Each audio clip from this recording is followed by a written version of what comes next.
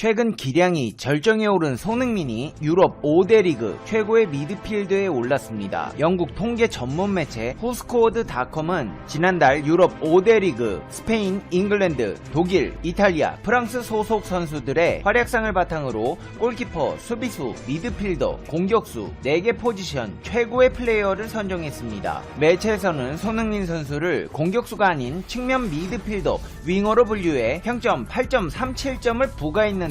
이는 5대 리그 미드필더 가운데 가장 높은 수치입니다. 후스코어드닷컴이 책정한 평점 가운데 손흥민의 점수를 넘긴 선수는 바이에른 뮌헨의 로베르트 레반도프스키 9.7점, 토트넘의 해리케인 9.02점, 파리 생제르맹의 킬리안 음바페 8.96점 뿐입니다. 뿐만 아니라 영국 온라인 축구 매체 90min 스페인판은 손흥민을 두고 오늘날 세계에서 가장 완벽한 플레이어 중 한 명이라며 올해 손흥민은 북런던을 대표하는 사냥꾼이다. 현 시점 가장 완벽한 공격수 가운데 한 명이라는 사실은 부인할 수 없다. 손흥민은 다재다능하다. 90분 내내 활발히 움직이고 끊임없이 골망을 출렁인다. 특히나 이번 시즌은 놀라운 페이스다. 팀 득점의 44.4%를 책임진 골게터다. 세계 최고의 공격수 중 하나라며 극찬을 쏟아냈습니다. 상황이 이렇게 되자 일본인들은 손흥민이 한국인이 아닌 중국인이라며 날조를 하고 있습니다. 이들은 중국인 손흥민 골, 손흥민 중국인 맞지 않냐?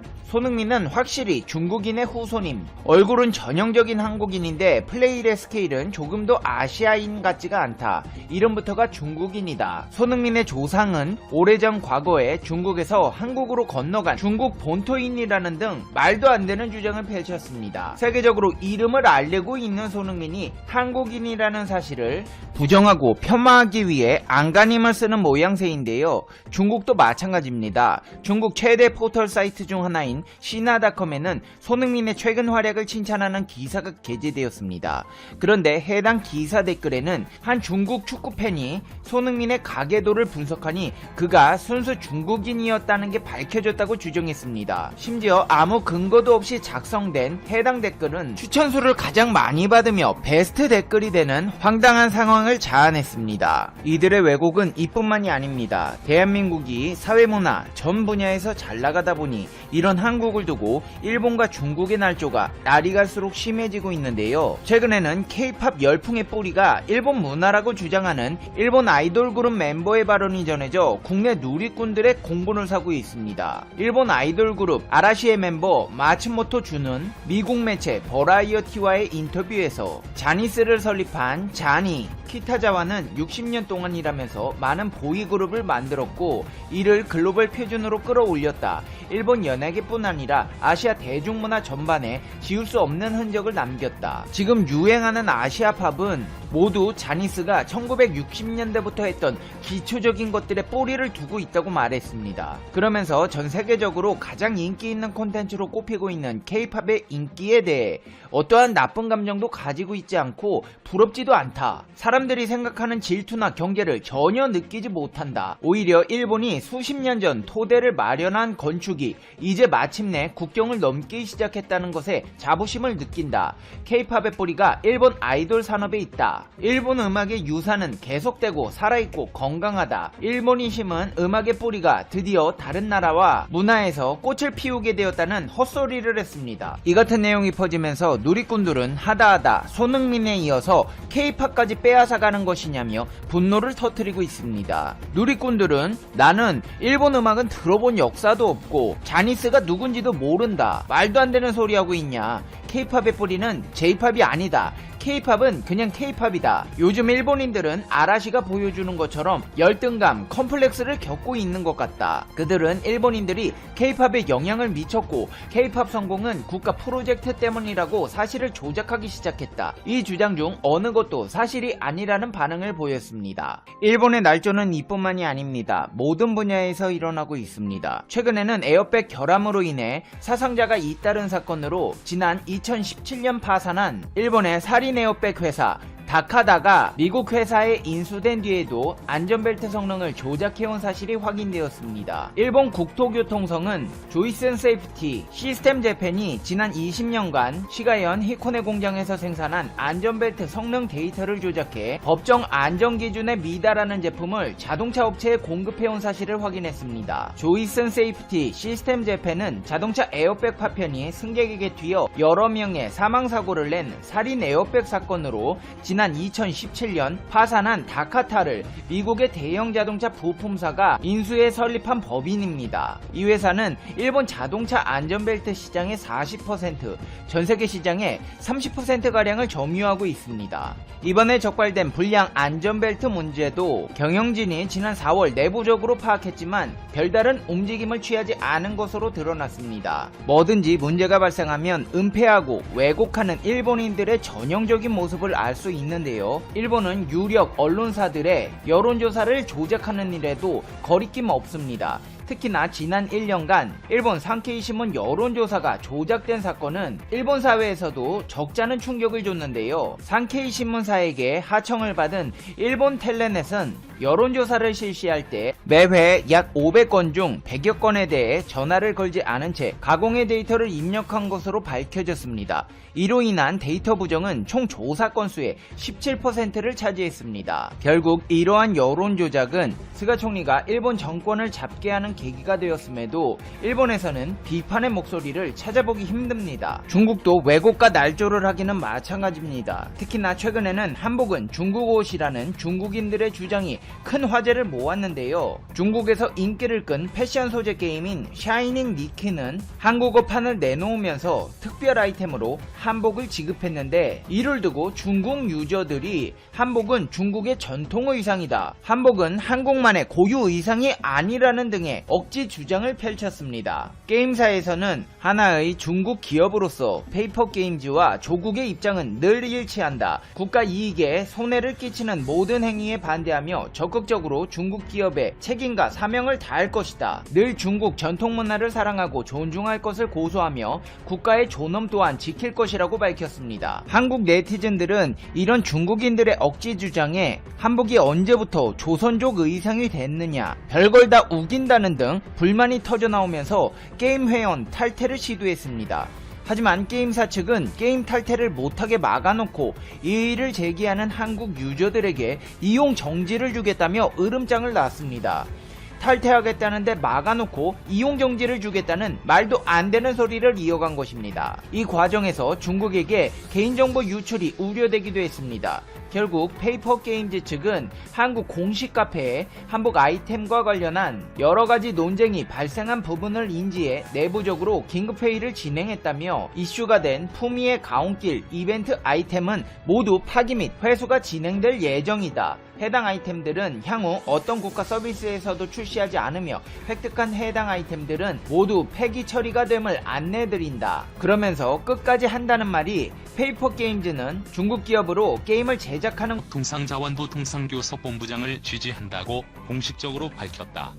차기 사무총장 선호도 조사에서 1위를 한 것으로 알려진 나이지리아의 응고지 오콘조이알라 후보가 아니라 유 본부장을 지지한다고 공개적으로 선언한 것이다. 미 무역대표부는 28일 성명을 내어 미국은 세계무역기구의 다음 사무총장으로 한국의 유명희 통상교섭본부장을 선택하는 것을 지지한다고 발표했다.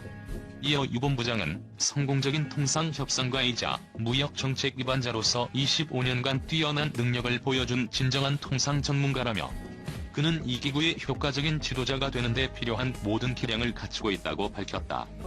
무역대표부는 또 지금은 세계무역기구와 국제통상에 매우 어려운 시기라며 25년간 다자간 관세 협상이 없었고 분쟁 해결 체계가 통제 불능이며 기본적인 투명성의 의무를 지키는 회원국이 너무 적다고 지적했다.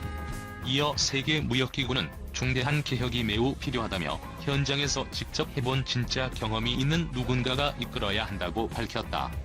세계무역기구 사무총장은 모든 회원국의 만장일치를 얻어야 최종 선출된다. 오콘조이알라 후보는 지난 19에서 27일 진행된 선호도 조사에서 유 본부장보다 더 많은 회원국의 지지를 얻은 것으로 알려졌다. 중국과 유럽연합도 오콘조이알라 후보를 지지하는 것으로 알려졌다. 그러나 미국이 강력하게 반대함에 따라 사무총장 선출이 벽에 부딪혔다. 미국은 이날 스위스 제네바 세계무역기구 본부에서 열린 전체 회원국 대사급 회의에서도 반대 뜻을 밝혔다.